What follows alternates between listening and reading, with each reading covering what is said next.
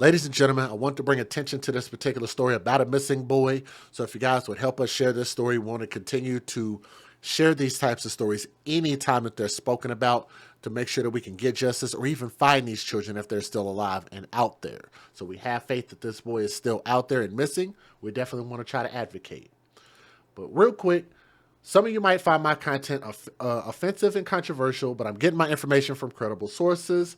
I'm going to give my personal opinions, and I'm using this as a cautionary tale. Viewer discretion is advised. That is your official disclaimer.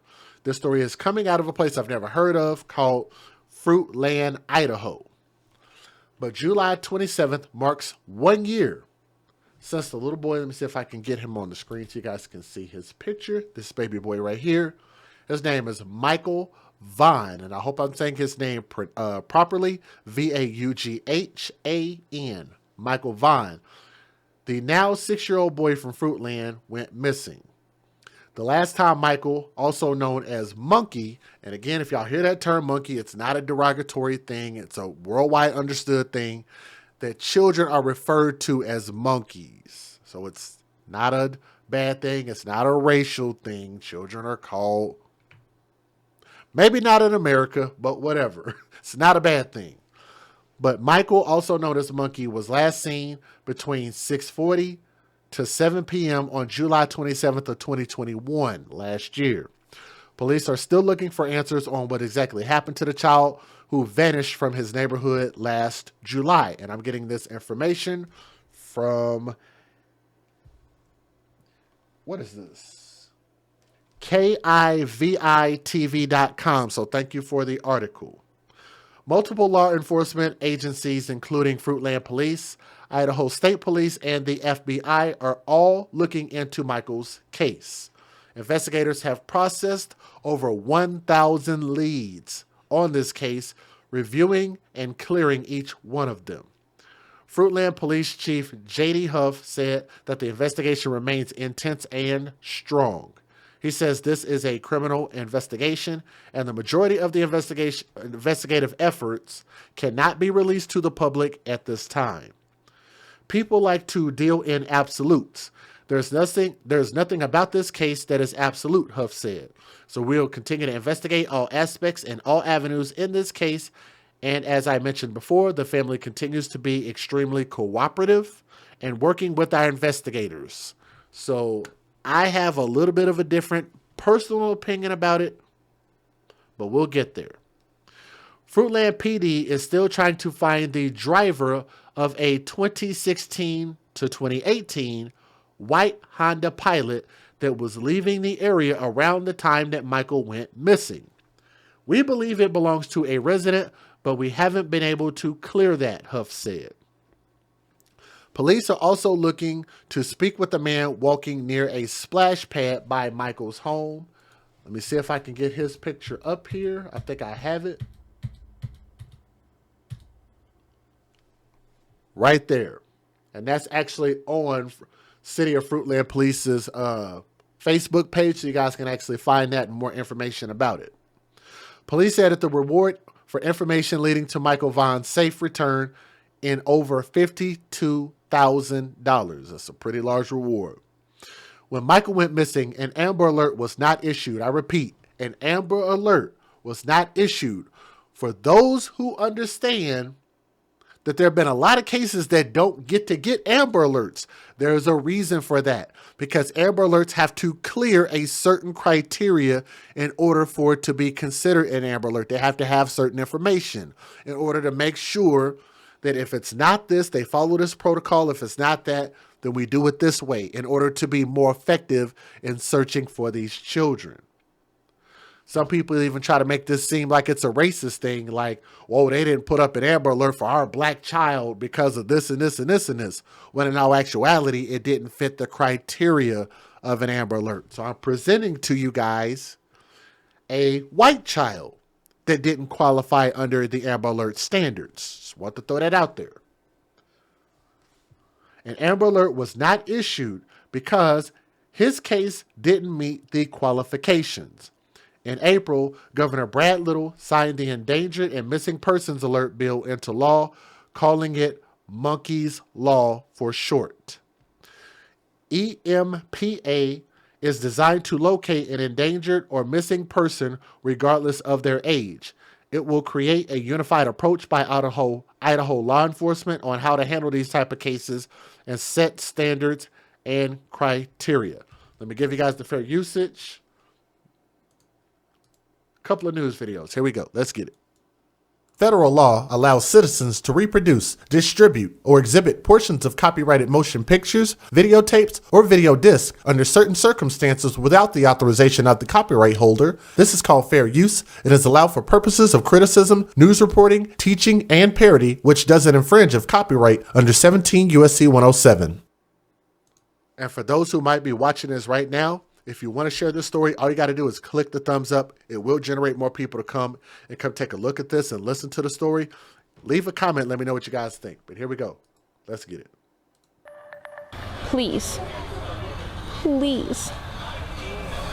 Bring Michael home. Please. Please. Please.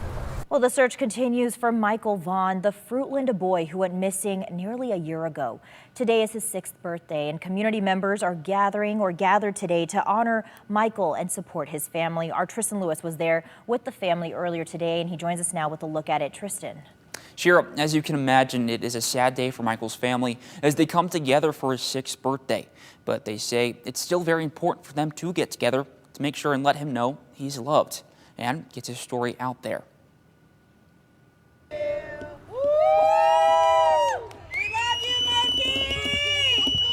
Blue balloons take to the sky in honor of missing Fruitland boy Michael Vaughan. I hope he sees him. Friday is Michael's 6th birthday. Today is about his beautiful face and his life that was brought here to us and everyone here 6 years ago. The first time in 6 years his family celebrated the day without him. He's beyond missed and beyond loved, and we need him. We need him. Michael went missing on July 27th, 2021.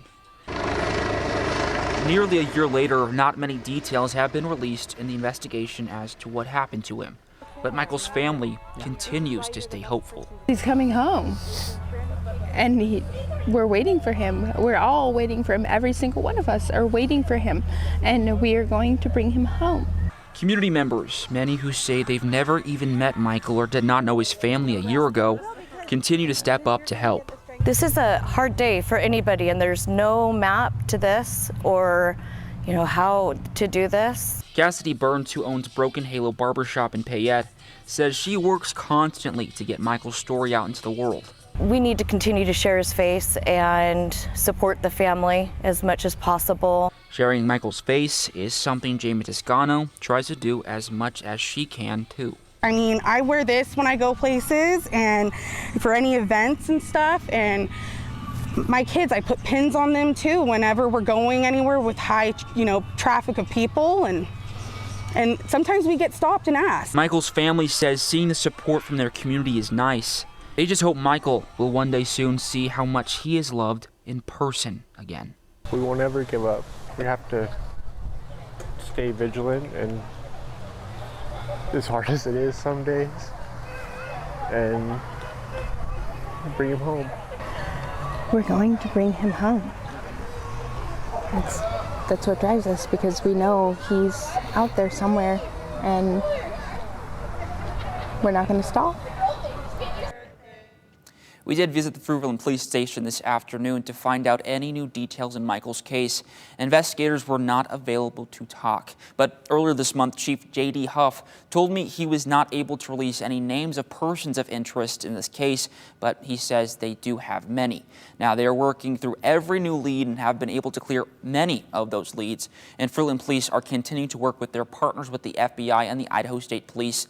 Huff calls this a criminal investigation, and law enforcement working on this case have said it is highly likely Michael has been abducted. And anyone with any information is asked to reach out to the Fruitland Police or the Payette Sheriff's Department. Shira. So let me stop it right there. I'm going to keep this really short and sweet. That picture right there.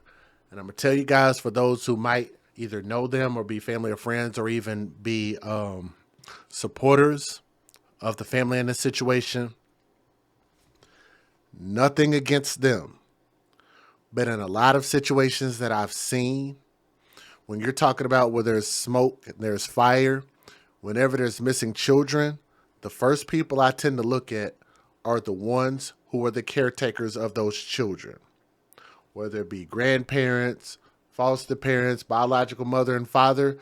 I always look at them the hardest, because how do you lose track of your child? You lose eyes. Where were they? Like, I feel like you should have all the answers in the world. But that's just a personal thing for me. I always look at the last people to have custody of the child, or last people to be around that kid. I always like to point the finger at them and say, you should have known where this kid was. But like I said, I understand if people maybe don't want to jump down the parent's throat for that.